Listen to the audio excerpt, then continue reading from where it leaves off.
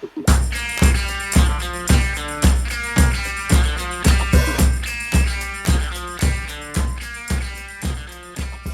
I am Shane Brinkman Davis Delamore, and this is Code and Optimism, a show where we explore how to solve problems faster with software. Today we're going to continue in our two-part series talking about the impact of generative AI and the overall market and the future to come. And again, these two parts are not so much specific to generative AI yet. We are going to get to that in the future. Right now, we're just talking about what happens to any economy when you get radically more productive. Last time, to just briefly recap, we talked about the economic argument. The three parts were productivity, demand, and imagination, and talking about how productivity increases leads to a radically new economy, and regardless in that new economy, we're always going to have unbounded demand overall across the whole economy. Whether or not the demand will scale within the particular field that got the productivity boost is sort of industry specific. But overall, there's always infinite demand for the basic reason that everybody wants to be a bajillionaire. Like every individual person has essentially unlimited demand, and you add that all up, we're always going to have more demand than the ability to produce for it. And the final point, imagination, is really just about the key thing is when you look at an industry, say that 9/10 of the workers are going to be eliminated, and then you just panic, you stop there, the real failure is the failure of imagination. You need to look beyond that. Well, what's going to happen after that? When that price of goods goes down by 9/10, that's going to have downstream effects, and that's going to have downstream effects, and that's going to have downstream effects. Having this one-step thinking and then stopping and then calling an emergency is kind of meaningless. It isn't predicting the future. It isn't anticipating anything that's real. It's just creating a self-perpetuating fear that's not helpful. So the real key thing is imagination. And the first thing I offered really is that imagining the future is hard. No one gets it right. I'm not going to get it right. No one else is going to get it right. But what is not hard is admitting that imagination is hard and that we don't know what the future is going to come at. So we need to kind of look at the general trends of how economies work in abstract and work it out. Work out those equations. We won't be able to figure out the specifics, but we'll be able to put some guide rails around it. So this week, I want to talk about the other half. So that was sort of the cold, hard numbers economic half. How does the economy work? Now I want to talk about the humanity of these kind of transitions. And although I will try to structure this as logically as possible because that's my MO, really, I think the goal of the output of this episode is shifting our human instincts around this topic. It's very easy for someone who's in the industry that's being impacted to be afraid. That's a legitimate fear. I get it. It makes sense. Honestly, I feel just a little smidge of that being in the industry of programming. And it's not that I'm worried I won't be out without a job. And I'm actually not worried you're going to be without a job. But I might have to change my ways. I might have to learn new ways of programming that aren't the ways I wanted to. But that's just going to be the reality. But some people are going to be even more impacted. And I think that's important. And I think that it's important that we don't gloss over that. It's really a question of those people can continue to be productive people in society. They can even continue to do the things they love. But either they need to get really good at doing it in a niche market, or they need to get good at adjusting to the new way of doing that thing. So we're going to talk more about that, probably not entirely in this episode. So again, I think it's important not to gloss over that, but that's not the focus of this episode. I want to look at the overall market trend and the overall long-term effects, rather than the short-term disruption to people's lives, which is important, and I don't want to dismiss it. But we'll talk about the future. So I want to look at the longer term perspective and how it impacts people. And I want to start with sort of the historical perspective of how has this happened in the past when we have some type of big productivity gain. Well, in the past, really the question is generational. Within about a generation, we see a different set of thinking about that kind of work. So whether or not it's farming, which, as I said, went from 90% down to 1% over a long period of time, or if it's textiles, or if it's anything else that has been automated and reduced manufacturing, most people, when perhaps at one point that job, most people were doing that job within the marketplace, or a large percentage, within a generation, most people look at that job and say, why would you ever want to do that job? The jobs that get automated by machines are no longer desirable a generation out. They are now work for machines, not work for humans. And it's no longer a job that most people are interested in. And I say most because there's always going to be the 1% of enthusiasts that love doing it the old hands-on artisan way, which I love that. I love that artisans exist. I love that there's people out there that are still blacksmithing, that are still making cloth by hand, that are still, farming with their hands on the soil. I love that there's people doing that. I love that there's a market for that. There are people who are willing to pay the excess costs to get certain goods made artisanally. That's great. I do that. I participate in that. I love that. So those practices will remain, but their place in the market is going to now be a luxury rather than a necessity. But my key observation is that the jobs that get automated by machines are really jobs that were not actually usually great jobs to start with. They were jobs that were kind of mind-numbing. And now, of course, this is shifting a little bit with our more AI jobs coming up. So we'll talk about that further down the road. But I think even still, we're going to find that the jobs that the AIs help us with are still, we're going to look at them. We're going to go, well, why did anyone want to do that job? That wasn't the fun part of doing the thing. That was the tedious part. What machine productivity helps us do is it helps us get over that hard to do part and therefore allows us to get to the output more quickly. Now, there is something legit to going through the very tedious part of a process to get to the outcome, because on that journey you become transformed. And as machines make that a shortcut, that's again why I think we still strive for that. We like that artisan angle. We still value that artisan angle because we value that journey. And I think that's great. I think that's still going to exist. So I kind of want to lay that down as the historical perspective. A generation on, you look backwards, mostly it's work that no one wants to do anymore. And certainly what I'm seeing, there's a heck of a lot of programming in our industry that I think is just rote and kind of mind-numbing. And that's what I do and what my colleagues do 9/10 of the time when we're producing stuff for clients. It's stuff that's not easily automatable. It's a little bit unique in every single situation, but it's also 95% the same. But it's just that unique that human has to go through the mechanical part of producing it. But it's not really interesting. It's kind of the same old, same old. We could have seen when we estimated the project right at the beginning pretty much how it was going to go. And then we have to do it over the next 3 months to build it. Well, that next 3 months part is going to get accelerated with these tools. Now I want to go and start talking about jobs. And I want to talk about, broadly speaking, what is a job? And why is it we're so fixed on losing jobs? Both the two parts of an individual worrying about losing their job and us as a society wondering, are there going to be any jobs left? That whole thought process. And why are we so focused on a job? And so here's a couple things I want to offer up here.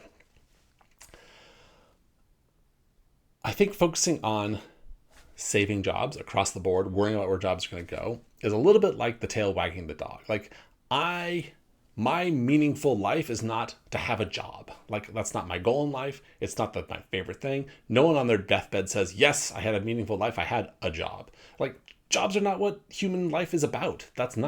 It's really kind of irrelevant. What matters, obviously, is we need some way that we can provide value to the world so that we can earn in exchange the value it takes to do what we need to do with our life, even from the basic needs of keeping our body healthy and alive to, various levels of luxury above that. And so this whole concept of jobs kind of pigeonholes us into a narrow thinking about this broader process of exchanging value with people in the world and receiving value in return. So one of the things I want to point out is that the word job actually is pretty recent. In fact, the whole concept that we think of as a job is only a couple hundred years old. The first time job was used in the modern sense, which is to refer to a gainful means of employment, producing a thing, doing a task, came out in 1858. That's not that long ago. And in fact, the first use of job at all, which is to refer to a specific task completed for money that you get paid for, and you're done. That was only back in the 1650s. Most of human history didn't have the concept of a job. There was different ways people earned their keep. And of course, we know historically speaking, there's a lot of not great ways that people earn their keep. I don't want to hold that up. But my point is that this concept of a job is a modern, in fact, it's an industrial era concept that may not be the right concept as we transition into this new AI accelerated future of potentially plenty. What does matter is people being able to create enough value that they can exchange with other people, that they can in turn receive the value it takes to sustain their own needs. So some other definitions of job really that I like a bit better is any way someone can provide enough value to others in exchange for enough values to sustain themselves, or even more broadly, a meaningful and valuable way to spend one's time. And those are the things that I want to think about, because we do have that innate need for meaning in our life. We do sort of have that sort of Maslow's pyramid of hierarchy, not Maslow's pyramid of hierarchy. Sorry, I'm getting them all mixed up. But the pyramid of needs, and at the bottom, you've got basically what it takes to keep your body alive. And at the middle, you have all of your social needs. And at the top, you've got your meaning and self-actualization needs. And the funny thing about all of that is that at the bottom, food, water, sleep, warmth, that's really the only thing that costs money. And in fact, as technology gets better, here's the clincher, that can become extraordinarily cheap. Our body takes between 2,000 and 3,000 calories a day to sustain.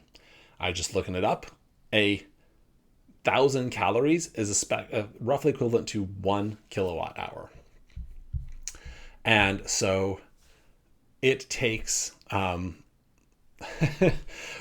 roughly speaking, 1 kilowatt hour per year. It takes 1 watt hour, 1 watt hour is 1 kilocalorie. So it takes 1 kilowatt hour per year to sustain a human being. And at 10 cents a kilowatt hour, which is the national average, that's only a cost of 10 cents for a year's worth of energy to sustain a human body. Now, we all know we have no capabilities right now technologically to translate 10 kilowatts of energy into the nutrition we need to consume in order to keep our bodies alive. But you know what the difference is between those two things? Between 10 cents of electricity and all of the things our body needs to consume to stay alive? Information. It's all 100% information. It is all the food and vitamins and waters and minerals and micronutrients and micronutrients and all those things. That's just encoded data in molecules that we are consuming. At the end of the day, it's always just energy and information. And the information is technology. And so we can get to the point where it is basically nearly free to sustain a human body. And these vast improvements in productivity is what gets us there. That's the thing. That's what gets us there. Of course, we also need to keep warmth. We need to have shelter. We have to have a space to be and all these other things. But all those things are things that we can make cheaper. And then the really interesting needs are the social needs and the self-actualization needs. And as it gets cheaper to do the things that cost money to sustain ourselves, we can spend more time on those things that are more meaningful to us as humans, building powerful relationships with friends and family and lovers, and embracing, meaningful work that moves, ourselves, our communities forward, and our societies, and pushes toward the edge of human capabilities. So that's all to say, when we look at jobs, really what we're questioning, will there be a job for people, is can they create enough value to, in exchange, pay for our newer, higher tech capabilities of producing what the body needs to sustain itself, the heat, all these sort of basic requirements to keep the body alive, health, all those things. All those are information problems. And all those can be driven down to near zero, particularly with these kinds of technologies we're talking about. So all those things get cheaper, which creates more time and space for us to do meaningful work. And that meaningful work, therefore, can become much more valuable to other people as well. So at the end of the day, what I want to kind of get to is my third and final point, which is that people are inherently valuable. And again, what is valuable is a purely subjective thing. Let me just put that right out there. So saying that this is a watertight logical argument, it isn't, because it's truly based on subjective foundations. But from my point of view, the vast majority of humans, of course, there are some small amount of exceptions, but the vast majority of humans can always create more value than they consume. They are net value adders to the universe because people are valuable to the people around them, their friends, their family. The amount that actually human body consumes is relatively small, and the amount of value that someone can do just by putting in the effort, looking around them, seeing how they can help others, and contributing to society is relatively a small hurdle in order to participate in society. Conversely, to say that someone cannot do a job, does not have the ability to actually do a job, and worse, to say that the most of society won't have jobs, is to say those people have no value. They are valueless. They are net value destroyers within the universe. And personally, I just don't choose to view humanity that way. So part of that's my instinctual, optimistic offering to you is I think that's a terrible way to look at humanity. I also don't think it's true by just about any measure. Because again, as technology gets better, what it takes to sustain people gets cheaper, but what we are capable of is elevated because we are not spending 9/10 of our time working the land or hunting just to survive a very rough life to get the next generation going as our ancestors did 100,000 years ago. We can now spend more and more of our time elevated. We're already spending less than half of our waking hours generating the income we need in order to sustain ourselves. And in fact, in today's economy, if people want to, you could work way less than that. Yes, you have to give up some of today's luxuries to do that. But in order to get your basic needs met in a way that's totally fulfilling and still have access to all the wealth of human knowledge, you can live on very little today. So I do want a little nod towards luxuries because, of course, that's part of actually where this unbounded demand comes from, is the luxuries. And that, yes, of course, the things that are expensive are all of our luxuries above minimum energy requirements to sustain ourselves. But when we have so much more productivity, each individual person's ability to generate value is magnified. And therefore, they have the ability to also demand the luxuries in return for them.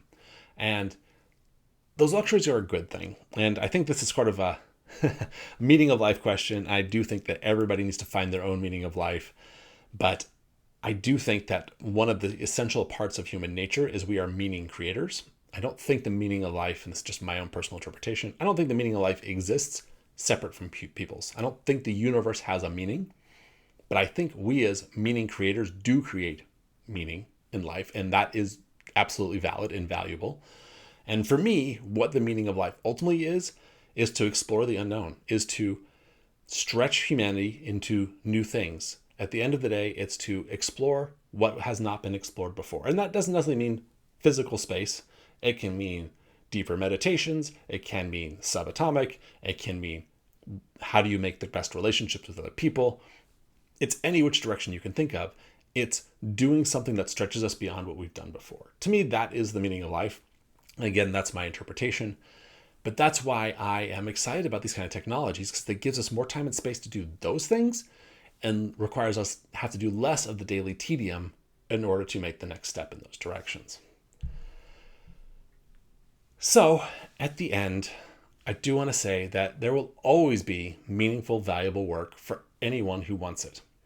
And as we get more productive, it just magnifies our ability as an overall culture to produce valuable work. And therefore, also the cost that someone needs to sustain themselves can go radically down. Obviously, people worry about like rising healthcare costs. I mean, food, maybe people will grant me that food can get cheaper and cheaper, although I think a lot of people don't believe that, but it absolutely can get near zero. But the same thing with medicine. At the end of the day, all of our medical problems are just information problems. They're just information technology things that need to be solved. They are just puzzles and knowledge. And we are getting ever better tools at being able to address those things. And although we are at a moment in history where medical is growing, it will get driven down just like any other information technology. At some point, that dam will break because information continues to grow exponentially, our information tools. And at some point, all of our efforts to keep that exponential growth out of medicine will break down in the face of this exponential growth of information technology. So to recap, the three things this week are historical perspective, that the jobs that are eliminated by machines are jobs no one wants to do a generation later, except for the artisans, and we love them, and we are going to continue to celebrate them. There is, what is a job anyway? This actual concept of a job is less than 2 centuries old, and it is based on an industrial era, and it's already obsolete. Let's look at what's new. It isn't about jobs. It's about meaningful, valuable work that we can do.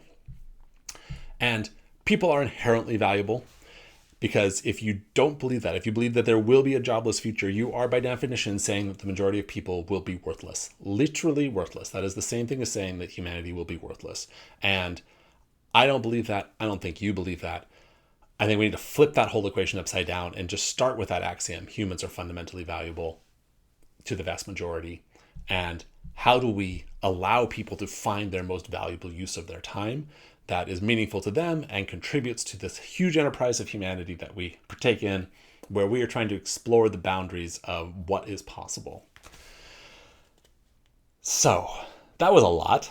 That was fun. I hope you got something out of that. I, once again, want to emphasize, I don't have all the answers. This is just my thinkings over many years, accumulating. But to me, this resonates pretty strongly. It has for many years. I certainly want to evolve my viewpoint. I want to learn. I want to hear people's other perspectives. And particularly, I want to, the challenges that people see upcoming, because what I'm interested in is what's the concrete problems right now. Let's not worry 5 steps down the road where we get stuck in this dystopian view of what might happen and freak out now. What we need to do is just take each challenge that arrives right now and deal with it, do the best that we can, take a step forward. We should make a guess at the future, but we shouldn't freak out about it because our guess is almost certainly wrong. Imagining the future is extremely hard. No one is going to get it right. 0 people. Well, someone will just by chance. There's 7 billion of us rolling the dice. Someone probably will get it right just by guessing. But the vast majority of us are not going to get it right, and that's okay.